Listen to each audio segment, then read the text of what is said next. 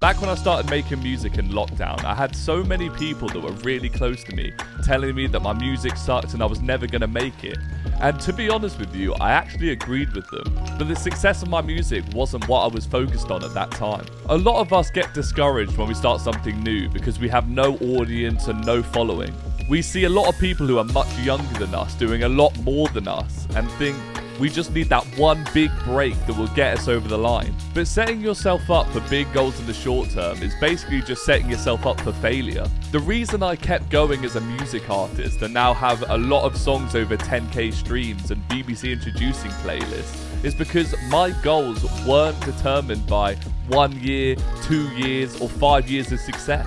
I knew it was going to take a long time for me to learn music theory, how to use the software, find my voice and find my style of music. So my goals weren't about getting 1 million streams. It was more about learning the craft and making sure I was actually good at what I was doing. And I think if my first song actually did hit 1 million views, it would actually just destroy my career immediately because I couldn't capitalize on any of that engagement because I didn't know what I was doing and there was no way I could captivate that audience for a long period of time. So it's actually better that I didn't do well, because if I did do well, it would actually counterintuitively made me worse. Alex Hormozi sums up this theory pretty well by saying, if you set your goals for days, the days will go by no matter what. But if you set your goals for decades, by the end of that decade, people will know what you did. The outcome doesn't matter. What matters is the daily actions you're taking to hit your goals. If you went to the gym for a week, you wouldn't expect to get a six-pack. Posting 5 shorts a week and you're expecting to get 1 million views, it's the same thing, it's just super unrealistic. But if you posted a short every 2 days for 5 years, you're probably going to be successful with shorts. I think a good testament to this whole theory is Russ, the music artist. He posted a song a week for like 7 years, and he proved that just through brutal force that you can make it as a successful artist.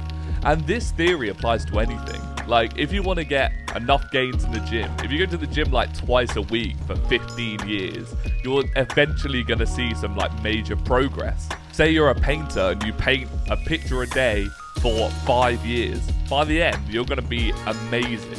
But the other thing that happens to a lot of people is they understand this idea.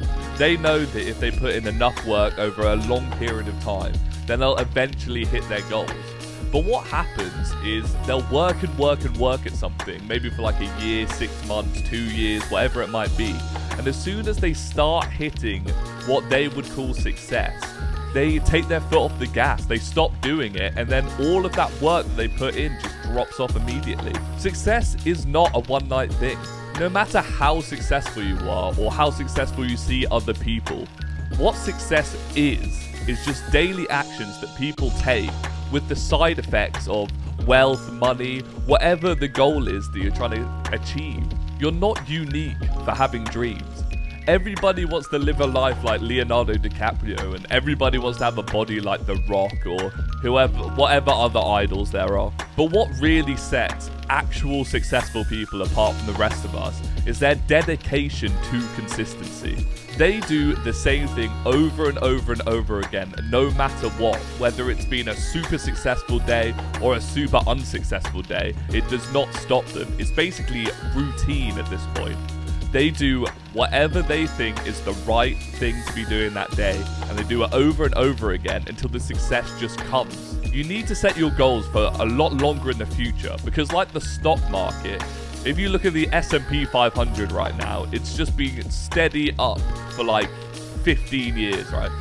But the actual day-to-day statistics of the S&P are up, down, like no change. So if you look at it in the short term, it changes quite a lot. But if you look at it in the long term, it's only increased. So this is what you need to do with your goals. You need to set them so far in the future that whatever is happening on a day-to-day basis does not demotivate you.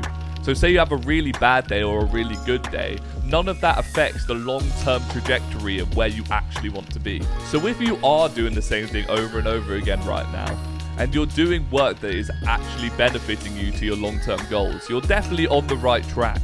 even if you have not seen any results yet.